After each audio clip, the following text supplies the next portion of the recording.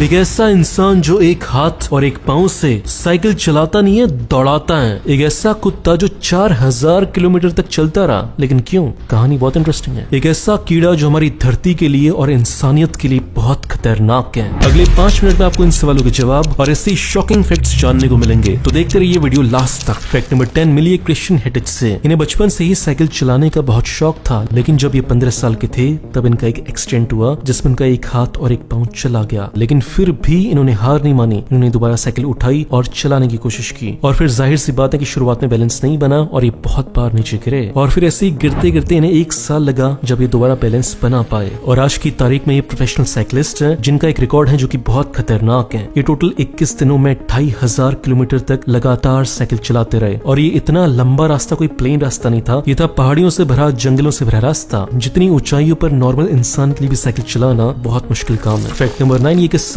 बहुत इंटरेस्टिंग है। बात है साल 1923 की। फ्रैंक और एलिजाबेथ के पास एक कुत्ता था जिसका नाम था बॉबी, और ये तीनों एक बार छुट्टी मनाने के लिए अपने घर से बहुत दूर यूएसए के इंडियाना में गए हुए थे। और वहाँ पर जब बॉबी ऐसे खेल रहा था तब 3 कुत्तों ने उसके ऊपर हमला कर दिया, जिसके बाद बॉबी वहाँ से भाग गया। उसके बाद फ्रैंक और एलिजाबेथ ने बहुत कोशिश की बॉबी को ढूंढने की, लेकिन बॉबी नहीं मिला। फिर वो लोग हार मानकर वापस अपने घर आ गए। इसके बाद इस परिवार ने मान लिया कि बॉबी की मौत हो गई होगी। फिर इसके बाद उन्होंने कुछ दिन दुख मनाया, फिर ये अपनी जिंदगी जीने लगे। लेकिन फिर 6 महीने के बाद क्या होता है, जब वो अपने घर का दरवाजा खोलते हैं तो उनके सामने कौन खड़ा होता है? बॉबी खड़ा होता है। फिर इसके बाद पता चलता है कि पिछले 6 महीनों में बॉबी 4000 किलोमीटर चला होता है, और इतना सारा डिस्टेंस कवर करने के लिए उसने नदी को तैरा था, वो डेजर्ट में चला था, और वो पहाड़ियों पर भी चला था। और तब से लेकर आज तक यूएसए में बॉबी को बोला जाता है Bobby the wonder dog. Fact number 8, आप जो छोटा सा कीड़ा देख रहे हैं ये पूरी इंसानियत के लिए और धरती के लिए खतरा। कैसे? देखो, बात है साल 1990s की। जर्मनी के एक एक्वेरियम में एक क्रेफिश पैदा हुई, लेकिन ये क्रेफिश बहुत ही अजीबोगरीब थी। क्यों? क्योंकि कोई भी जानवर या इंसान जो पैदा होता है वो 2 क्रोमोसोम से पैदा होता है, एक पापा से मिलता है, एक मम्मी से मिलता है। लेकिन ये एक ऐसी क्रेफिश थी जो 3 क्रोमोसोम से पैदा हुई थी, तो ये बहुत ही अजीबोगरीब बात थी। और इसी ग्लिच की वजह से क्रेफिश बहुत ही ज्यादा स्ट्रॉन्ग थी और इस कीड़े को कोई बीमारी नहीं हो रही थी। लेकिन जो सबसे बड़ी प्रॉब्लम थी इस कीड़े के साथ वो ये थी कि बिना किसी मेल के हेल्प के ये मल्टीप्लाई हो सकती थी। जैसे रोबोट मूवी में रोबोट अपने आप को मल्टीप्लाई करता था, सेम टू सेम वैसे ये कीड़ा अपने आप को मल्टीप्लाई करता जा रहा है। और आज की तारीख में ये कीड़ा पूरे के पूरे यूरोप में फैल चुका है, और अगर ये इसी स्पीड में मल्टीप्लाई होते रहे तो ये एक दिन पूरी दुनिया में फैल जाएंगे और इंसान इसके खिलाफ कुछ भी नहीं कर पाएंगे। फैक्ट नंबर 7, अगर आप सिंगापुर में ऐसा पैम्पलेट लेकर खड़े हो जिसमें स्माइली बनी हुई है तो आपको जेल हो सकती है। देखो, सिंगापुर वैसे तो बहुत ही डेवलप्ड देश है, अच्छा देश है, लेकिन वहाँ के कानून बहुत स्ट्रिक्ट है। वहाँ पे आप सरकार के खिलाफ, सरकार के बिना परमिशन के प्रोटेस्ट भी नहीं कर सकते। और अगर एक इंसान भी ऐसे कार्डबोर्ड लेकर खड़ा हुआ है सरकार के खिलाफ तो उसका जेल जाना कंफर्म है। ये अच्छा ना कि सरकार के खिलाफ प्रोटेस्ट करने के लिए किससे परमिशन लेनी पड़ेगी? सरकार से ही। बहुत बढ़िया। हमारे इंडिया में चाहे 1000 प्रॉब्लम्स हो, लेकिन सरकार के खिलाफ प्रोटेस्ट करने के लिए हमें सरकार से परमिशन लेने की जरूरत तो नहीं पड़ती। फैक्ट नंबर 6, एक फूल होता है जिसका नाम होता है डायफिलिया रेई नाम का। इस फूल की खास बात ये होती है कि वैसे देखने में बहुत सुंदर होता है, लेकिन जैसे इसके ऊपर बारिश होती है तो ये पूरा का पूरा ट्रांसपेरेंट हो जाता है। फैक्ट नंबर 5, ये किस्सा है यूएसए के फ्लोरिडा का। साल था 1948। फ्लोरिडा के बीच में वहाँ के सब लोगों को ऐसे बड़े बड़े पांव के निशान मिलने लगे थे जो कि किसी इंसान के नहीं थे। पहली नजर में देखने पर ये किसी दानव के पांव लग रहे थे, और ये पांव साल 1948 से लेकर साल 1958 तक यानी 10 सालों तक लगातार दिखते रहे, लेकिन किसी को कभी पता नहीं चल पाया कि ये किसके पांव है। और फिर इसके 40 साल के बाद साल 1988 में ये पता चला कि एक टोनी नाम का बंदा अपने दोस्त के साथ ये प्रैंक कर रहा था। वो बीच में रात को आकर ऐसे बड़े बड़े जूते पहनते थे और रात को ही निकल लेते थे। फैक्ट नंबर 4, आपको पता है एप्पल कंपनी का जो पहला फोन था जो लॉन्च होने वाला था वो दिखने में असली सेब की तरह दिखता था। साल 1985 में एप्पल ने जो पेटेंट कराया था वो मॉडल कुछ ऐसा था, लेकिन बाद में उन्होंने भी रियलाइज किया कि ये बहुत ही फुद्दू मॉडल है। ऐसे सेब के शेप में फोन लॉन्च करेंगे तो लोग टमाटर तो नहीं मारेंगे। फैक्ट नंबर 3, हमने फिल्मों में ऐसा बहुत बार देखा है कि कोई एक्सीडेंट हो गया जिसके बाद जो हीरो है उसके पास बहुत सारी शक्तियां आ जाती हैं, लेकिन ऐसा रियल लाइफ में भी होता है। बात है साल 1979 की। ऑर्लैंडो नाम का एक बंदा था, वो उस समय 10 साल का था और बेसबॉल खेल रहा था, लेकिन तभी बेसबॉल उसके सर पर लगी और वो बेहोश हो गया। और फिर जब उसे होश आया तो उसे इस बात का एहसास हुआ कि उसकी जो मेमोरी है वो बहुत ही ज्यादा शार्प हो गई है। उसे पूरे कैलेंडर में कोई भी डेट बताओ तो वो बता देता था कि उस दिन कौन सा दिन था, और उस चोट लगने से लेकर आज के दिन तक वो बता सकता है कि किस दिन कैसा मौसम था। और इधर मैं हूँ, मुझे ये नहीं पता कि मैंने परसों सब्जी कौन सी खाई थी। फैक्ट नंबर 2, बचपन की ठंडियों में जब हमें पढ़ना होता था तो हम इतने आलसी हो जाते थे कि हम लेट कर पढ़ाई करते थे, लेकिन लेट कर पढ़ने में एक प्रॉब्लम है कि आपको किताब को ऐसे पकड़ना होता है और गर्दन को भी मोड़ना होता है। और ऐसी हमारे जैसे आलसी लोगों के लिए ये अगली इन्वेंशन है जिसका नाम था हेम्ब्लेन ग्लास।